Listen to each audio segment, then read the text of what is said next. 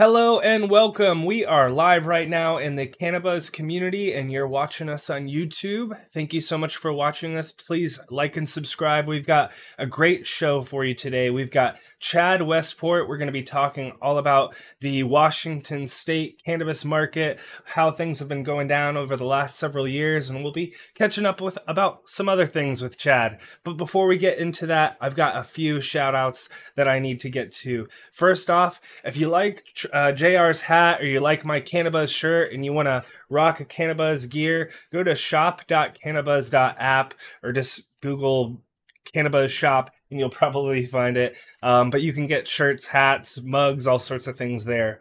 Or if you want to support us, and you should join our community. Search CannaBuzz in the App Store on your phone, and you can watch our live streams. And we do seed giveaways every single week for our live stream viewers. And you can join our community. Use the code GROWERSLOVE for 50% off your first month in the community. Also, shout out to our friends over at Terploc. They are the makers of Grove bags. Here's a Grove bag right here. This is a quarter pound. So you would take some weed, you dry it for, let's say, 10, 14 days in your tent after you're ready to harvest. You chop it down, dry it, and then you put it in a bag. You can get rid of your jars. You don't have to worry about burping or anything like that. You can just throw the weed in the bag and it will make sure that it stays at that right humidity level. So use the code CannaBuzz for 7% off your next order. And then finally, shout out to our friend TikiMadMan. If you need some great genetics, some great seeds, make sure to go to tikiseeds.com. His latest promotion, latest drop that he's been talking about is the Moon Runts. That's or is that the Moon Runts 2.0? It's White Runts times Candy Rain. And it has a free pack with purchase of t-shirt or hoodie plus 20% off. So you get the Moon Runts 2.0 with a purchase of a t-shirt or hat, a hoodie, and then you get 20% off. He's always hitting us up with the deals, JR. Yeah, he's got 20% off the summer sale. So the entire site is 20% off. And I'll be talking to Tiki this week, and we're going to try to come up with some fun stuff for the folks. I do know that he also has that drop of the Zope cross that he did. And with it, you get a bar of soap. So check that out. Tiki's site. It's always making it fun for us all. TikiSeeds.com. Awesome. Well, thank you to all of our supporters. Well, let's get into the show. So today we are joined by Chad Westport. He's a content creator. He's been on all sorts of podcasts. If you look him up on YouTube, you'll find him on guesting on other shows, and he's got his own stuff going on. He's got the Chad Westport Twin Peaks Cannabis channel, and he's contributing to the Future Cannabis Project for a while now. He's got a ton of insight into the cannabis community and the industry. So thank you for joining us today, Chad. Absolutely, my pleasure. Thanks for the introduction too, man. That covered a lot. So I enjoy being here and I enjoy doing all that, man. It's all about the plant. Oh yeah. Yeah. We're glad to have you, man. I think that you're doing the good work of providing knowledge and education for people who are trying to get successful at growing this plant. And so that's always needed. And I know this YouTube space is not always the most friendly to us all. So we appreciate your hard work and your commitment to, serving the community. My pleasure. The more people we get growing, the better stuff we're going to have, the happier people we'll have. And that's just a good thing. So thank you for building a community. Yeah. So we always ask our guests to tell us how they fell in love with the plant and how it's helped get you to where you are today. Yeah, well, I fell in love with it at an early age, like in my early teens. It was almost, I was kind of one of those kids that tell me not to do something. And I'm like, really, why should I not do that? I think I want to do this. Within reason, there's always don't jump in front of a car. I kind of knew what the end result of that would have been. So cannabis was a little bit different. And I just started using it with, friends around. I would say using it recreationally these days. but little did I know that it was really helping me medicinally. Over time, I've kind of learned that, it was a physical aid to me, it was a mental aid to me. And, I've kind of always been a creative person, and I don't know which first came first, creativity or the weed, but creativity, creatively, it has helped me as well. So that is kind of how I found it and how I fell in love with it, is just the quality of life that it brought to me once I recognized it for what it was. So that's kind of how I fell in love. And it's probably made me a lot more of a mellow person, and maybe Yeah. more of a focused or motivated person, which is contrary to, stoners sitting on the couch, all you care about is like cartoons. So yeah, it's helped.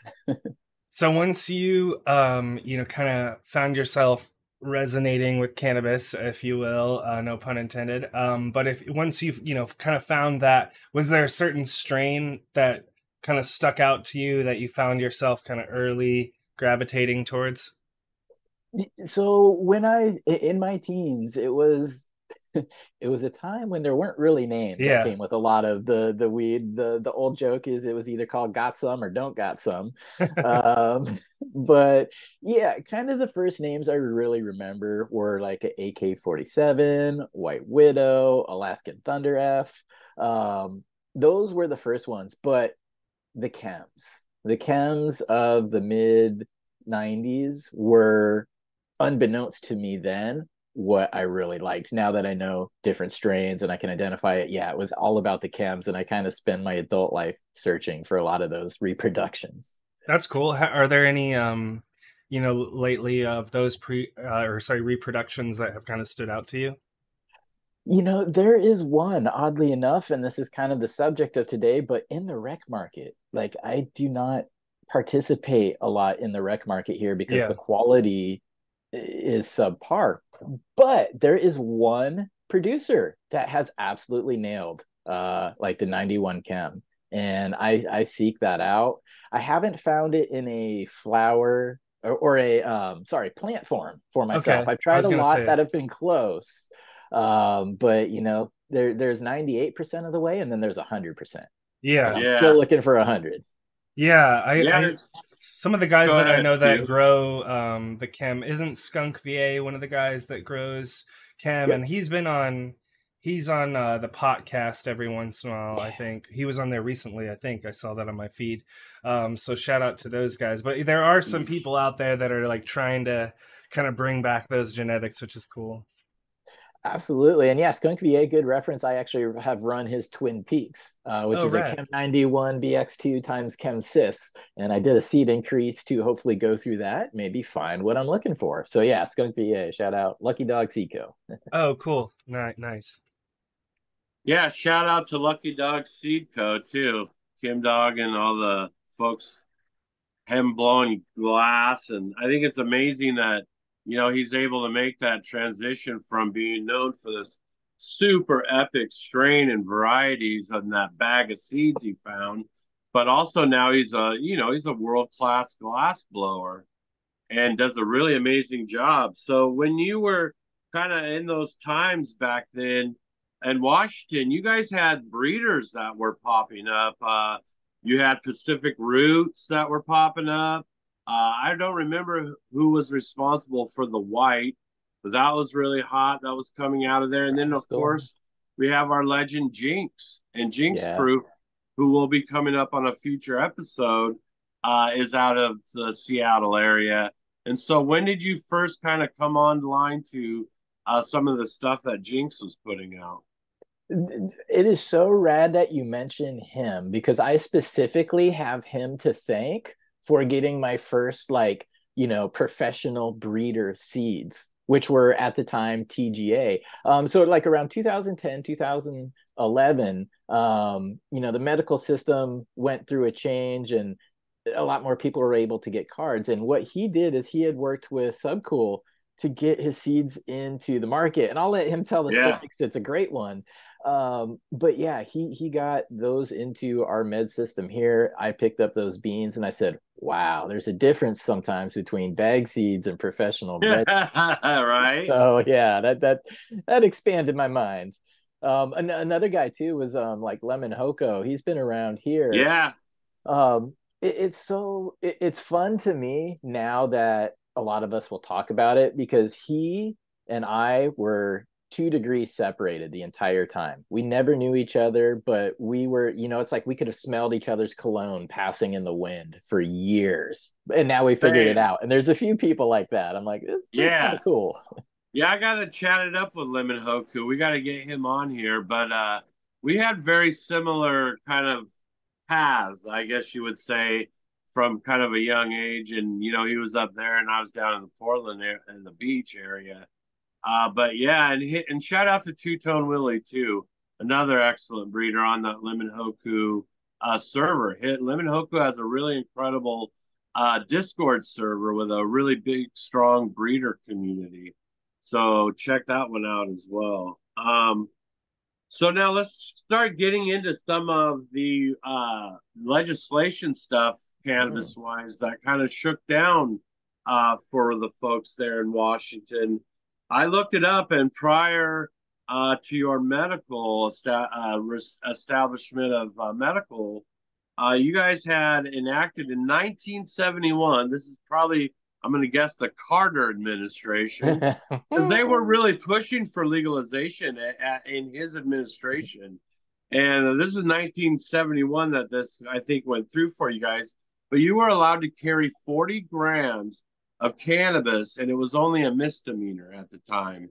And where Wow. I'm at, it was 28 and under was a misdemeanor. So kind of talk about the difference between going to prison for a little bit of weed and maybe not in a state that has a little more laxity. And then maybe talk about some of the counties and areas in Washington that were maybe not so kind. Yeah. Kind of the outlying counties always. King County is kind of one of the main ones, which is where there was probably more of a tolerance, just a larger population, different mindset. But you had mentioned 40 grams is a misdemeanor. That kind of blows my mind. I did not know that because, I still remember my friends getting busted for like an ounce or getting busted for an eighth and even a gram. And the consequences that they had to endure were just almost, God, it made it seem like a felony, especially when you're younger. And one of the, easiest examples of that is some of these guys, it fucked their chance. Sorry. It messed their chances up of ever getting a federal loan to go to college because they What? got caught with like a gram or an eighth of weed back in the prohibition era. So even though it says it's a misdemeanor of the 80s is different than a misdemeanor of the 2020s, man. Right. Right. And I was gonna say that, so 1971, that's during the Nixon administration, and That's even 19 more bizarre. yeah, so in 1970 in the US is when the Controlled Substances Act was enacted. So that's when cannabis was classified as a Schedule 1 drug. So maybe maybe the 1971 thing in Washington, maybe that was kind of a reaction to it or something like that. We'll have And to. I would bet Oregon probably followed suit just the same. Yeah. Um, Interesting. So now that we're kind of fast forwarding to those medical days, talk about leading up to that moment where you guys were able to actually vote, and talk about the plant counts and what you were able to do under that system. Yeah. So in 1998, Washington had the Initiative 692, which basically was the framework for our medical cannabis system. Now, it wasn't nearly as detailed. It didn't outline a lot of specifics. It said you could have a 60-day supply, but that wasn't defined. Basically, what it did is it gave you an affirmative defense against prosecution, but it also didn't outline again like recommendations for doctors or who could, or well, that changed later, but it was hard to find a doctor that would do it. You seriously had to have one of the terminal or like debilitating diseases, cancer, HIV, multiple sclerosis, those types of things. Like you had to be in really bad condition to even get like a recommendation for a gram of bad stuff. So that was 98. It was basically almost lip service. It gave a few people protection, but it didn't have sales. It didn't have production. 2007 is when they actually defined the 60-day limit as 24 ounces and 15 plants, which is good because that gave medical people a framework to work on. It was still hard to get a license or even talk about it, still taboo, but they defined it then. 2010 was the watershed moment. That's where everything changed in regards to who can write a prescription. It went from, very like limited amount of doctors and specialists to registered nurses. There were like 3 distinct categories, but once registered nurses were able to write it, again, that was the beginning of the end, because what that led to was group meetings of 30 people all having a headache and $200 in their pocket. Hand over that 200, you walk out with your recommendation. And that led to kind of like stacking of cards, because let's say we're all members here. If you can't grow, and Q, if you can't grow, well, you can just sign it over to me, and now I can grow everybody's plant limit. Well, people were getting people just to, again, easy to get a license. Anybody could get one. So 20 people get it, sign it over to one dude. Boom, big grow, no tracking, no framework for distribution. Was there a limit at that point with that as far as patients go? I don't think there was a limit to the amount of prescriptions one place could write in a year.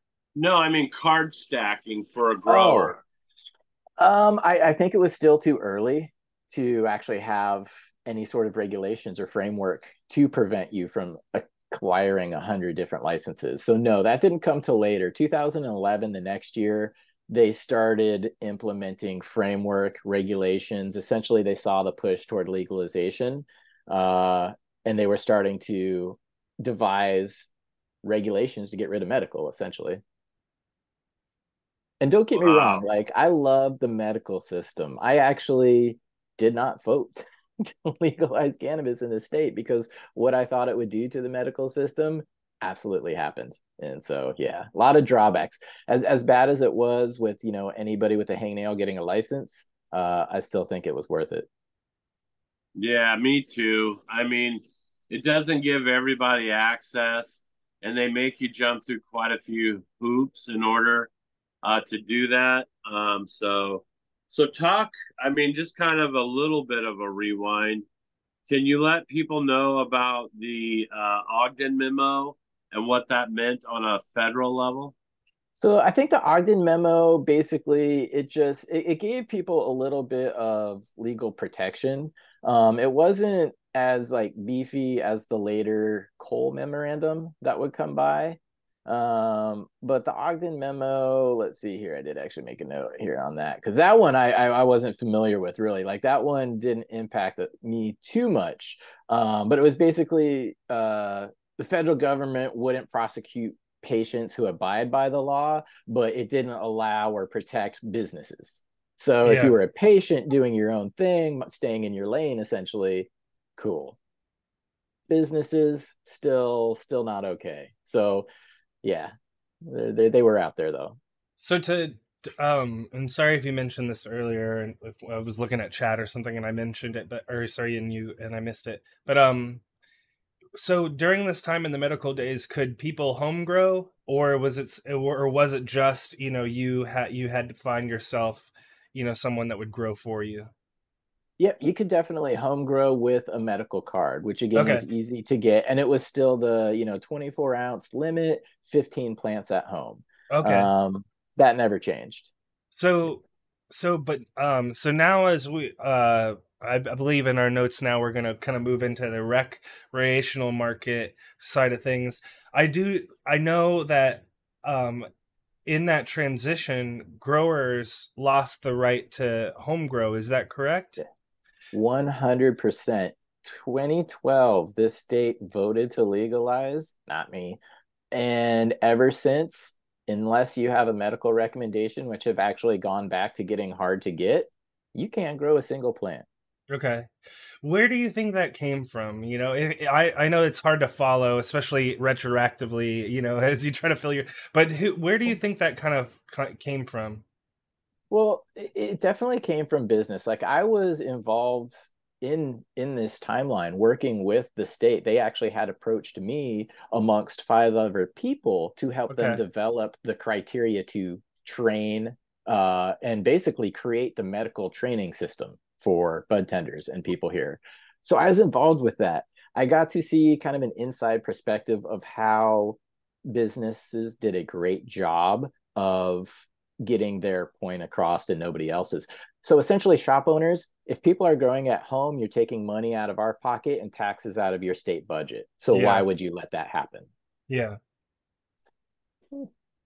Yeah, it's so frustrating, not to go too far off on this rant, but real quick, it really pisses me off when cannabis businesses use anti-cannabis logic to uh somehow restrict other people's rights, right? Because like I saw in my town where a cannabis business was trying to block another one, and a lot of their arguments were like anti-cannabis arguments, stuff like, oh, you can't be over here because it's too close to a school or whatever, like all Right. these kinds of things that people buy into, and it's just that kind of stuff really upsets me. We should not be using the same sort of arguments that people use against us.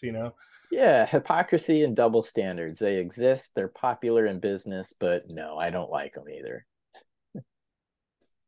Yeah, it's frustrating because we don't have to do business the way that corporate America does business, and we can see the results of that obviously in our communities and in our industry over the last 5 years. I mean, it's decimated many of our economies locally. I know for you guys in Washington, cannabis has always been a big economy. I mean, hell, if anything, you were the pipeline of the beasters from Canada, right? Yeah.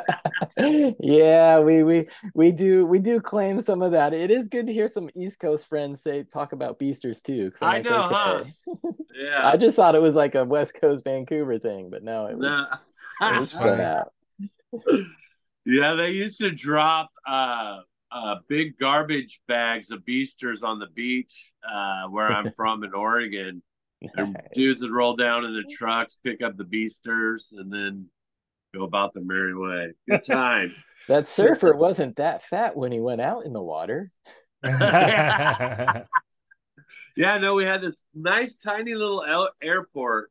And those Cessna dudes would just fly right over the beach, boom, boom, and away everything went. And Yeah, good times. You hear about those Florida guys with all their, elaborate Everglades smuggling tricks. yeah. Yeah, we just dropped it on the beach, pulled up in the truck, threw it in the truck, and drove away. Cool. So now, as we started moving into rec, and you started seeing people in your community start losing these viabilities that they once had through an avenue of medical. What did that kind of do to the community and what the impacts to even like say Hempfest were? Yeah, it's great. It's amazing the damage that legalization did. Which to the second point there, Hempfest, which was a social gathering, it had been going for like 20 plus years. I remember going to this thing like almost in my teens. I was in my 20s, but social gatherings were now banned because you can't consume in public, you can't distribute in public. So like the High Times Cup or any kind of meaningful event, now that it's legal, done. Haven't had them since. Some underground events, but yeah. The impact to the people though, it sucked because it took out a lot of like true hearts, people who really believed in the plant. And it took out some bad actors too that used Eagle 20 and Abbott every day. So, testing, it has its plus and minuses, but the financial requirements to participate in the limited licenses of the new system were unobtainable for so Yeah, many of the people who hold this plant as like a core value of like a yeah. way of life. Those people, I don't know what happened to them. You know, they're not involved in the current commercial market. So yeah, it's sad to see that because craft and passion, it could be a lot more beneficial to people, I think. Absolutely. So now with the changing of all that, you also saw maybe a reduction in your hydro stores. Talk about your journey now to get to a hydro store. Oh, dude, my journey is sad. Like if I was still living in the city proper, it would be good. But my closest store was, you know, about 45 minutes or so one way. So hour and a half in the car, 2 hours if there's traffic. That closed. I now have to drive a little over an hour one way. It's almost an hour and a half one way. And the last time I went, the only thing they had for soil was Fox Farm. So Oh, guess what soil my plants are in right now? yeah, yeah, yeah. Yeah, just the consolidation. There was a huge influx with medical because everybody had their license, everybody wanted to grow. So it was almost like Starbucks here, and you might get that one, JR, because you're from Pacific Northwest. But dude, there's Yeah. Starbucks on both sides of the street, and they both have a line, and that was almost how Yeah. hydro stores were. But Yeah. now, you know, again, that nobody's really home growing to the extent they were before. Times are tough. People order stuff online, except for soil. Dude, they're few and far between. It sucks. And so when you guys were able to bring medical stuff to market, was it like the backpack days where you just brought it into the dispensaries, and was it tested when you had to bring it in? No, in the early medical days, you didn't have to test it. Yes, it was kind of like the backpack days. The beauty about that is that you could be vertically integrated, meaning you can control it from start to sale. You can't do that in Washington anymore, which again, more hands, more room for things to happen with it. But yeah, you basically go in. And I remember being in there one time when the guy was in there and the guy broke out his little, this is how I learned about trichome head color. But he broke out his jeweler loop and he's like, no, I don't want this stuff. And like the guy's like, why, man? It's beautiful. And just sitting in on that whole conversation. Um, so yeah, it was like the backpack days, and there wasn't any testing. There were some people who, you know, would say it was like grown organically or whatnot, but the ability to get it tested wasn't there. So even if they wanted, a testing lab's not going to touch that illegal substance. Right. Yeah. So it was in, so let's see, in terms of the timeline of events, it was what, 2014, first legal recreational sales took Sale. place Yep. in Washington. And then in 2015, there was some new legislation. It was it looks like there's a couple bills there. One of them was called the Cannabis Patient Protection Act, SB 5052, and then the other one is called Marijuana Taxation Reform, which is HB 2136. All the heads out there know those numbers by heart, I'm sure. But yeah, Yeah. talk us through that kind of series of events. Well, that was basically just all like fancy language for, oh shit, we had no idea what we were doing when we made these laws. So let's try to clean it up a little bit. And what that turned into for businesses. And now, again, we're talking only about like licensed recreational businesses. Medical as it existed is gone by this point. So one of the things that drove a lot of producers nuts and was a part of this package is the labeling, you know, dosage labeling, warning recommendations, cannabinoids, terpenes, all of this stuff was changing almost on a monthly or bi-monthly basis, that as soon as you got your Mylars printed and delivered, Washington State came out, oh, no, you have to change the logo to a pot leaf with an exclamation mark on Right, it now. yeah. And that caused a lot of problems. So that the 2015 era was really trying to solidify the regulations, being reactive instead of proactive to Right. things out there. That's so interesting. I'm here in California, and the same exact thing happened here, where we legalized, or sorry, legalized recreational marijuana or whatever. That went into effect in like 2018, and then like 6 months later, is when a bunch of other changes went into effect. So people had to change Yeah. all their packaging and all this kind of stuff. And you heard the same complaints from people. They were just like, oh, fuck, we got to throw out all this packaging. And, you know, we just had Soil King on a week ago or whatever that was. And he was talking about with his bags, you know, he's got to spend 150 grand or however much money it is on just packaging, you know. So these sorts of little changes, these little logos or whatever that these people make, it has a big impact on businesses, especially small businesses. And if you were a normal business with a federally legalized product, you'd be able to write that off as a loss for taxes. Because this is cannabis and not federally legal, you're eating it. So there's another big difference between Totally. you know, normal systems and this system. Yeah, that's what we talk about here is we push that message. You know, we have that taxation with no representation. We have no ability to file taxes in any kind of way like a normal business would with write-offs. So our corporate tax rates are between 60 to 80%. We have closed borders. We can't move anything out of our borders. And then we have predatory lending and no access to financial institutions in any way. And so, in my opinion, that's been the design to choke and kill us all as we're trying to navigate all this fuckery. And as we're choking and dying, the feds are sitting back, waiting, and then they're going to drop their cards, and then we're going to see all that bullshit we just talked about, labeling and redoing this and doing that. Yeah. You can count on all that bullshit coming again, but a gianter wave.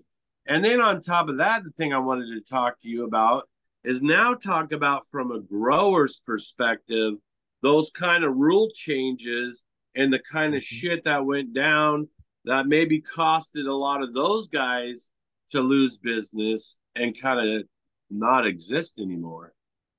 Yeah, again, growers, producers dealt with the same things as far as what you can and can't use on your plants. And some of these, you know, things, regulations were born more out of being scared than science. I know I know Oregon's dealing with the whole aspergillus thing right now because that's a hot topic issue. Washington, we don't test for it. I think we're one of like 16 states that doesn't.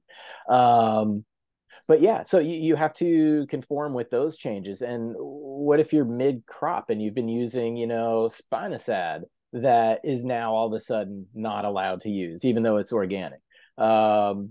Yeah, those were the things growers faced. And then again, the packaging and the distribution, because there were problems with the distribution end, which means your product that you wanted on the shelf like 2 months after harvest took 8 months to get there. Yeah, and we all know how volatile and perishable this product is. Yeah. Totally. Yeah. I was just thinking about this topic last night because it's starting to be caterpillar season where I'm at. And I found like 3 or 4 caterpillars in the last 24 hours, little tiny ones, and I didn't have too much loss yet, but I was spraying BT, and I didn't find out until kind of recently, because I'm just a home grower, that BT is banned in a lot of states or whatever because it shows up in this sort of testing. And that's just another one of those organic bacterias that you can spray in flower as a home grower, but you can't on the legal side because it's one of those things that shows up in testing. And that's just another really powerful tool that you don't have, and it just makes it even harder to get your harvest all the way through, to on the shelf. And it does almost push people in one direction, which is typically synthesized chemicals, because you're narrowing the list. And it's good that they have this list, and I encourage it, because there are things like Eagle 20 and stuff you should not be using. So read this list.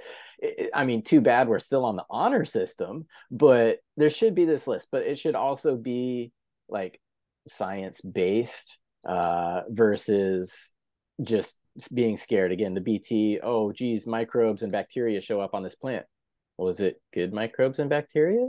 I don't know. I don't care. Right. Sure. And speaking on the aspergillus, there was a lawsuit filed yesterday against the state of Oregon over that.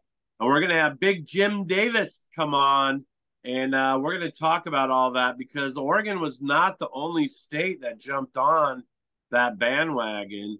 And I'm sure you're fully aware of what that did to the Canadian rec market when they tried to go that exact same route. So it's going to be really interesting to see how that plays out.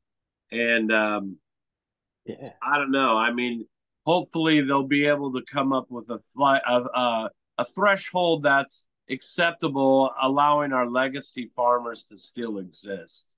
Yeah, and not only that, but maybe make there be a threshold that you're not getting horribly molded weed and actually maybe having too much of it and having issues. So I mean, I believe in those thresholds for a lot of things that are cannabis related.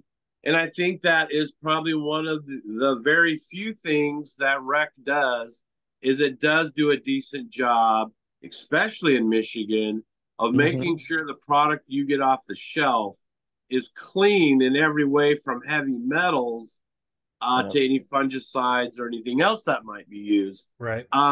So you've thrown up a term a couple times that a lot of people maybe aren't aware of, and that's vertically integrated grows.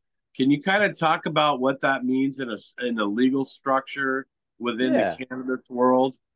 Absolutely. And real quick, too, just for the people listening, the solution to passing your aspergillus test is to irradiate your weed. Now, there is food that is irradiated, but it's different with cannabis and your terpenes. So nuke your. So okay, so that's the alternative. But to your question though, vertically integrated means you're able to control everything production wise. So I can plant the seed, I can grow the plant, I can harvest the plant, I can bag the plant, I can sell it. Or in between, if I wanted to process it into oils, I could do it. Because Washington isn't vertically integrated, a grower can only grow. If he wants to turn, or if they want to turn their crop into concentrate, then you need to send it to a processor. That processor then sends it to a distributor who then brings it to the retailer. So there's all these people involved. There's all these levels of taxes. There's all these levels past what the grower can control. Like the grower can only control the quality of their product to a certain extent. With vertical integration, I know that bud on the shelf is as good as the day I harvested it because I grew and harvested it. That's the advantage to me to vertical integration, total control. And we do have that here. We do have that here in Oregon.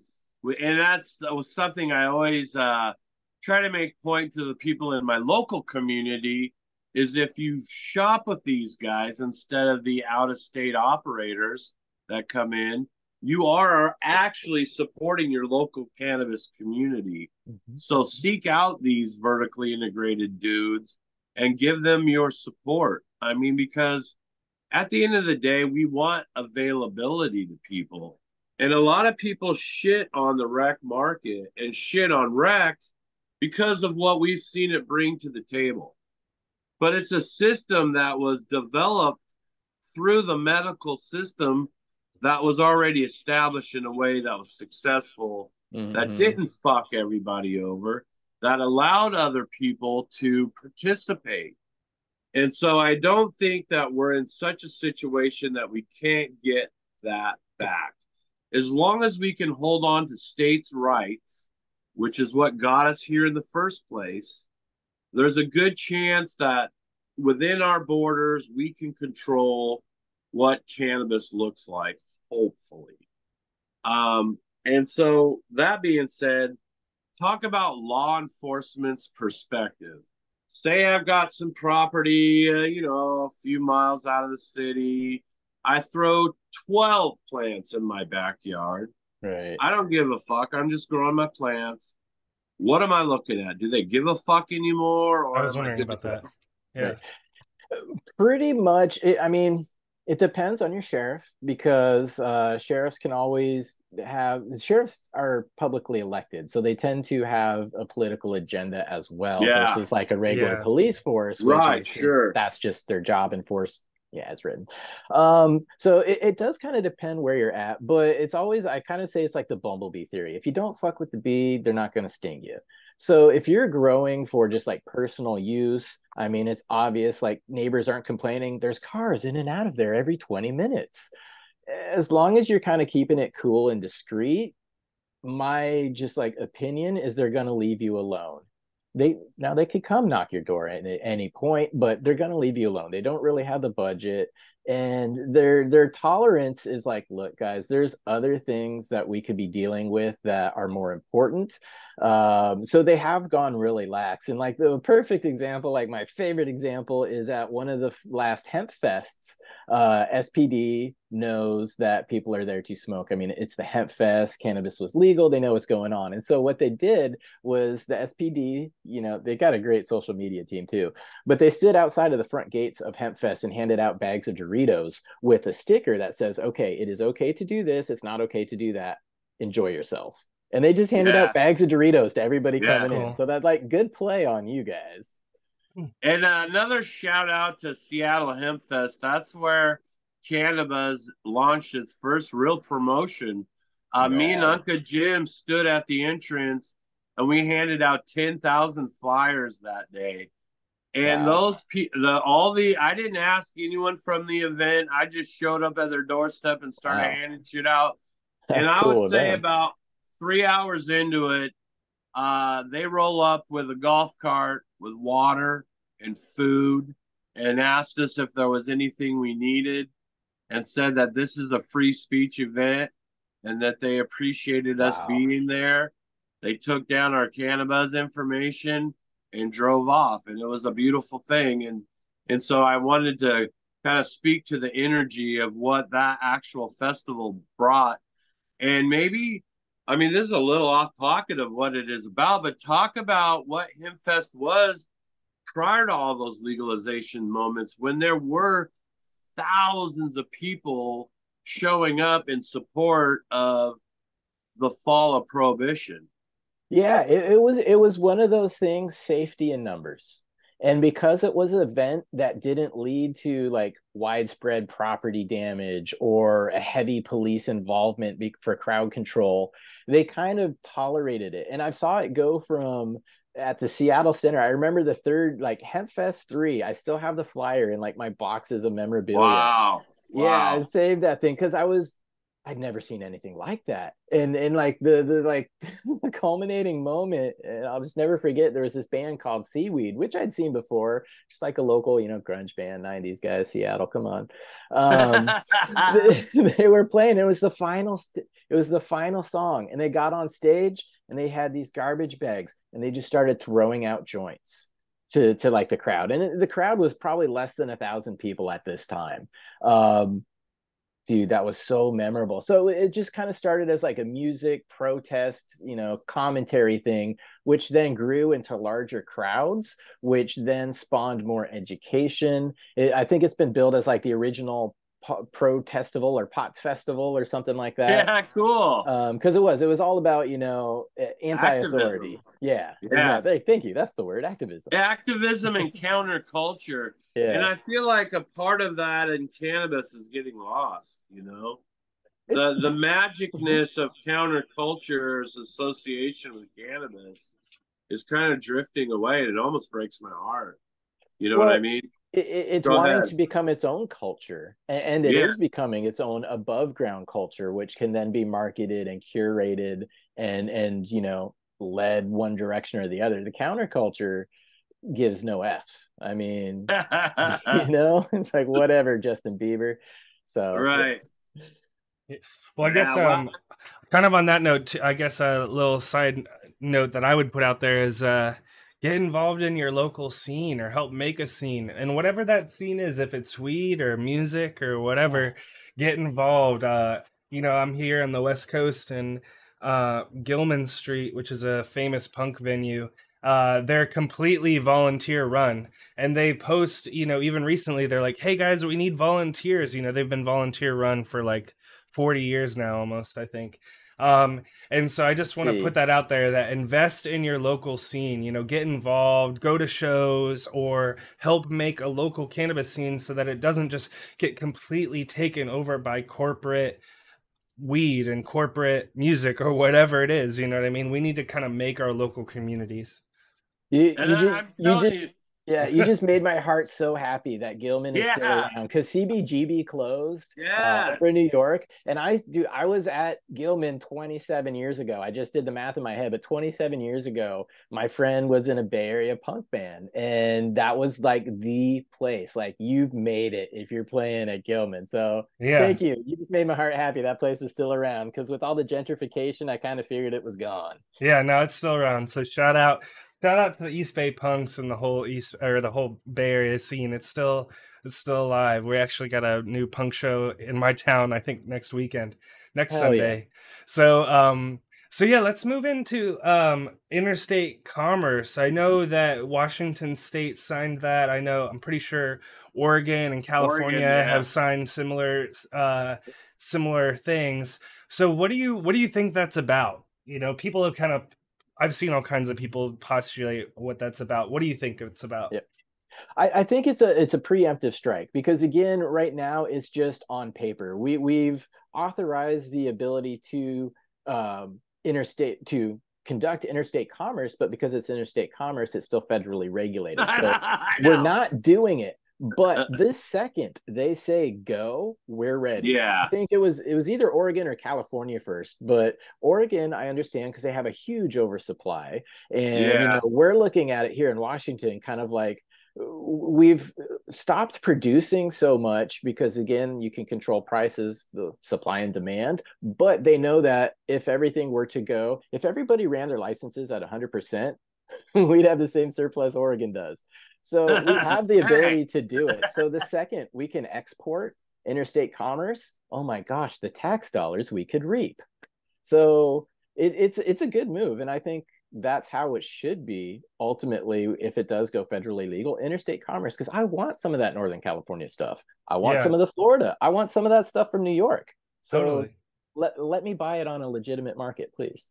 Yeah, I feel sorry, I was just going to say, I feel like that's how it's going to have to, I don't know. I just feel like this is going to be how it's going to roll out, where on the federal level, they're going to say, hey, we're cool with weed, but on a state level, you guys have to figure out how you guys are going to do it, because the whole states' rights things. They can't just say like everyone's forced to sell weed now. Like, that's just, I mean, look at how it is with alcohol, right? With alcohol, alcohol has local rules. Exactly. Yeah, exactly. Yeah. So I think it's smart to set this up, because like you're saying, we need these local, local varieties basically, and local businesses, and using alcohol as an example, that there's still markets for that, right? Where people want wine from Northern California, but at the same time, you can go to Ohio and there's Ohio wineries that people still, visit and love. So So it's like, I feel like there's going to be those scenes. I'm looking forward to that day, but unfortunately, like what JR was talking about on the federal legalization side, I think there's just everyone on the Congress side, no one's like especially motivated on this issue, or the people that are motivated on it, they're not powerful enough, right? Like if Chuck Schumer or Kevin McCarthy, if the people that basically lead the Republicans and the Democratic side of things, if those guys were super passionate about it, it would maybe move along. But instead, you've got like the nerdy guy from Oregon that wears the bicycle. He's really talk about it, right? Because I sat in on that meeting with Jeff Merkley that we had here in Oregon. It was a town hall meeting for the Cannabis Retail Association.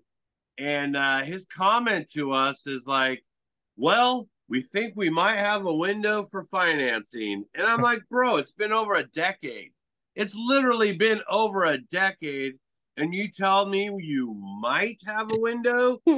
Holy shit. I feel bad because, like you said, there's all those backdoor meetings and shifting that I can guarantee my senator's not invited to. Right, totally. Right? You don't go to that country club or wherever the hell all that shit shakes down at.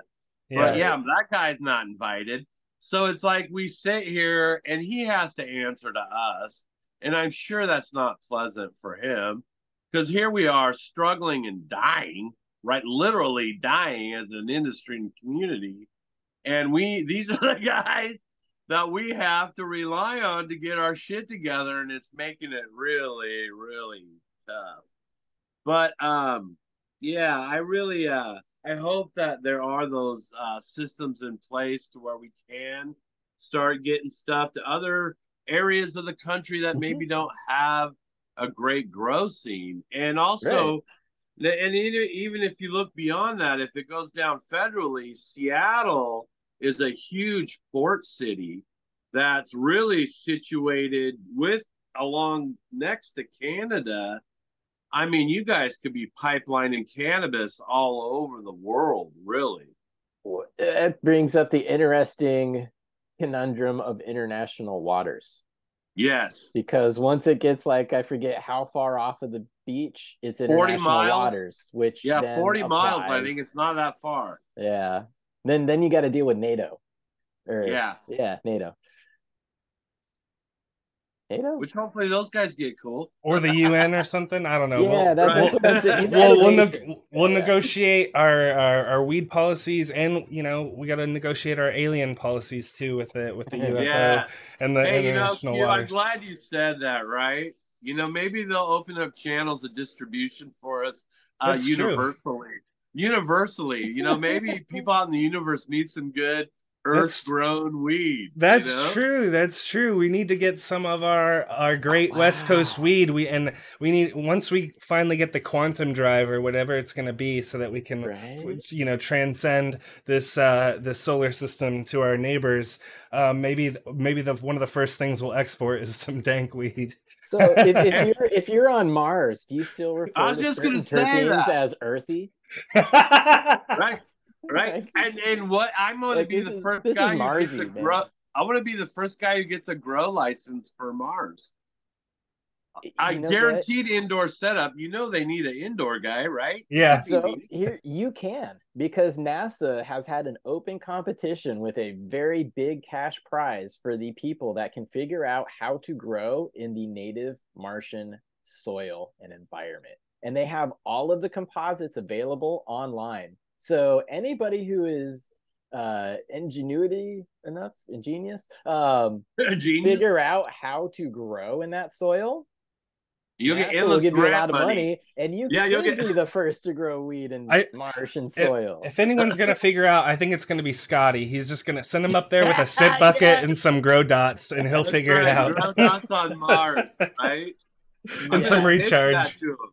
And some recharge. Nice. That works. That's so good. Sprinkle some recharge on some red Martian dust soil or whatever, and you'll work it out. Well, this has been a lot of fun chatting with you. Let's catch up real quick in the last several minutes of the show here. Let's talk about what's the market like nowadays in Washington. What are people really hot on? What's the scene kind of like these days? Right. Well, I'm not too tied into the pulse of the rec market, just because I've stopped working in it, and I don't buy into it. But what I have seen is prices recover, at least at the retail level. Producers are getting a little bit more for their product, but at the retail level, where we used to see a lot of $8 and $10 grams, we now see $12 and $15 grams. There is high end along the I-5 corridor where there's more expendable income. So we do have those, $100 eighths, and people do buy them. But we also have a lot of people looking for that, $10 eighths. So still a good diversity, but I mean, the ones you can't go wrong with is, anything cookies, like Jealousy, Runts, Skittles, Soaps, Oreos. These types of things are still very popular. Sativas are actually kind of coming more in style. I wish producers would actually let them grow the freaking amount of time they should grow. 18 weeks that it takes. What kind of strains are you seeing? Because I feel like we've been hearing the same sort of things, that people are starting to kind of branch out. Obviously, it's still very dominated by runs. I just went to one of the dispensaries here yesterday just to get a little bit of weed, and I noticed the same thing. Still gelato and runs, like hit with everything basically. But anyways, on the sativa sides, I've seen Jack Jack Herer being more popular. What kind of things are you seeing or hearing or whatever? Yep, Jack Hare, definitely. XJ13, which is kind of a cross of that. I see a lot of Trainwreck and Time Wreck. Seeing some people, what they're saying is like Durban Poison. Seeing some like, I think it's like Nigerian Nightmare, or it's like Nigerian something. But seeing a lot of those. And what was the other one? Alaska ATF. So that one, I'm seeing that back, which I'm like, cool. And there's one company that they're actually really reasonably priced that puts out a great rendition of that. And they're cool because they're one of the smaller companies that their crop is sold before it's finished. So all they have to do is grow it good, and they'll always be happy. Yeah, that's really cool. Speak a little bit about that Thunderfuck. Did you get in on that Matanuska Thunderfuck back in the early 90s, mid 90s? I wouldn't know. Like it was one of the like earlier names that was going around, and so I think it was also the same time as like the Chronic. So a lot of people would just be like, "Hey, man, whatever's in the bag, this is Alaska." Right. That's awesome. But I get nostalgic about some of that stuff, and one of the points we did talk about earlier, and I'd love to give a little recap. I did an event yesterday, actually, here in Portland. It was a BIPOC LGBTQ cannabis event, and it was super exciting. We were right down underneath the Fremont Bridge in Portland on the Sunset. We're up against a brick building, and they had, check out my Instagram, and the band that played was Tigers on Opium, which is a great name in itself. But man, they sounded amazing, Chad. I think you would really like them.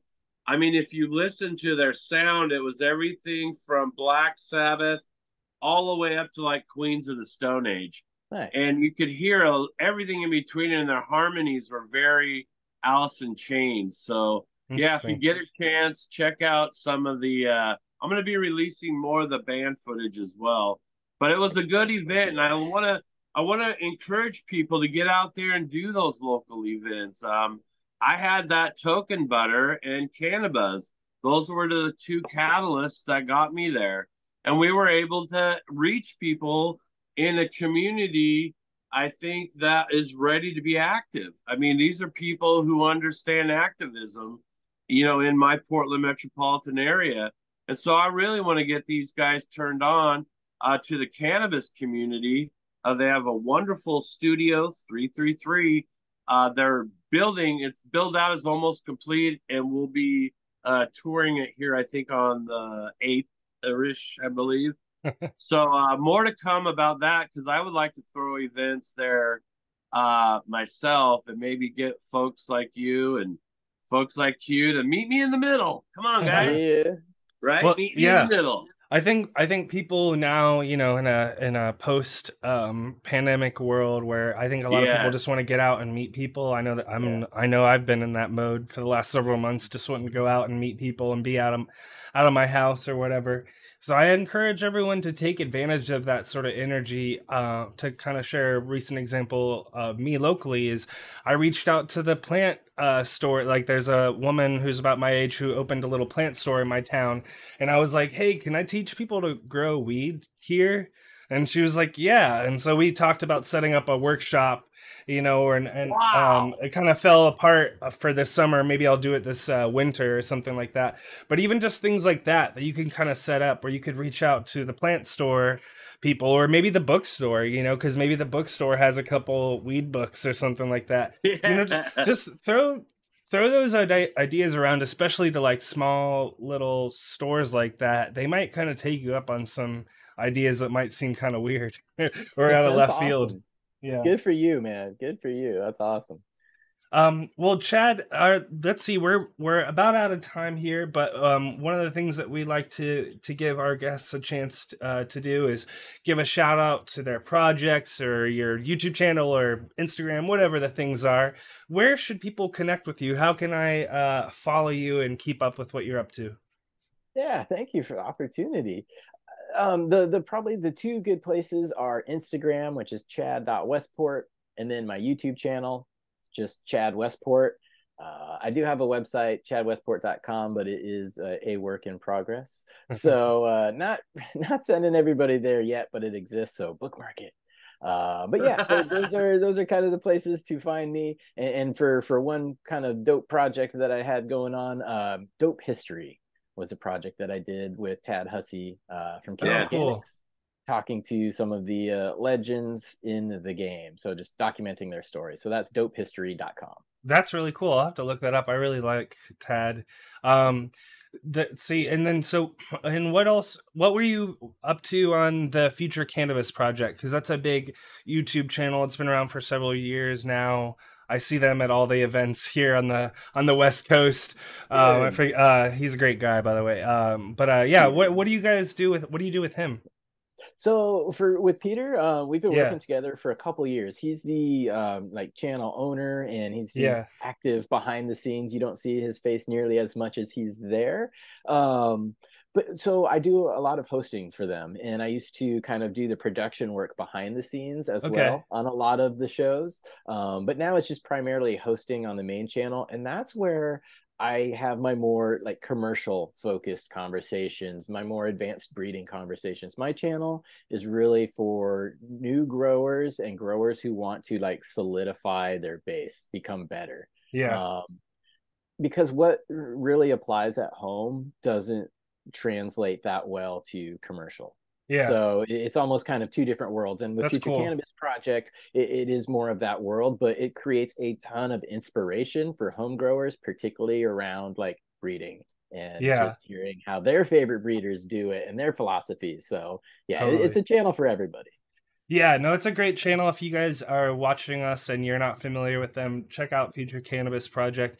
They've been grinding it out. I mean, he's doing like videos like all day, every day for like years. It was like, I was just like, this dude is still here grinding. For a long time, long before the pandemic, long before it was cool to have a podcast. Like he was still doing it. Yeah, totally.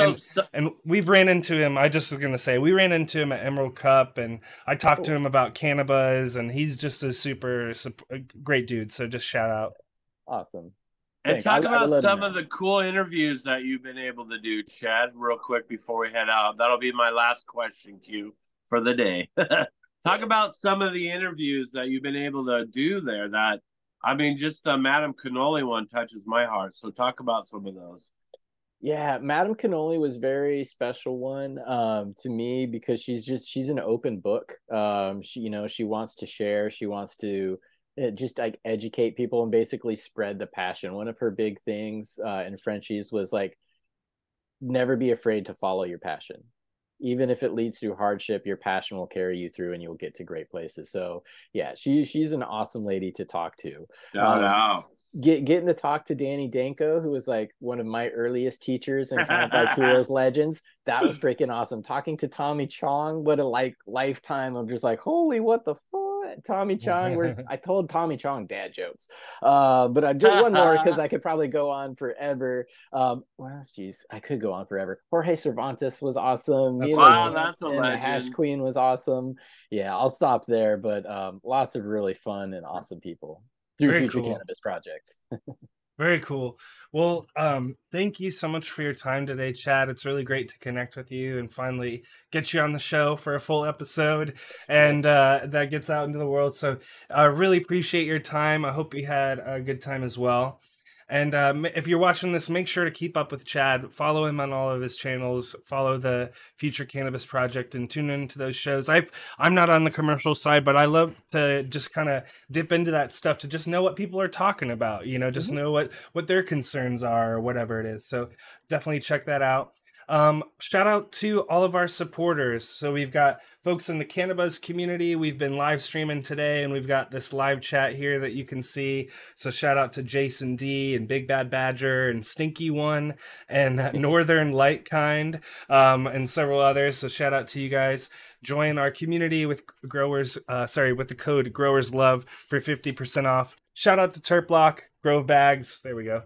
Grove Bags. Use the code CannaBuzz for 7% off. And then finally, TikiSeeds.com, TikiMadMan. Grab yourself some Zope if you need some soap, or you can grab their moon runs with a purchase of a t-shirt or hat. But yeah, get it. So thank you so much for hanging out with us, guys. And as always, JR, Growers love.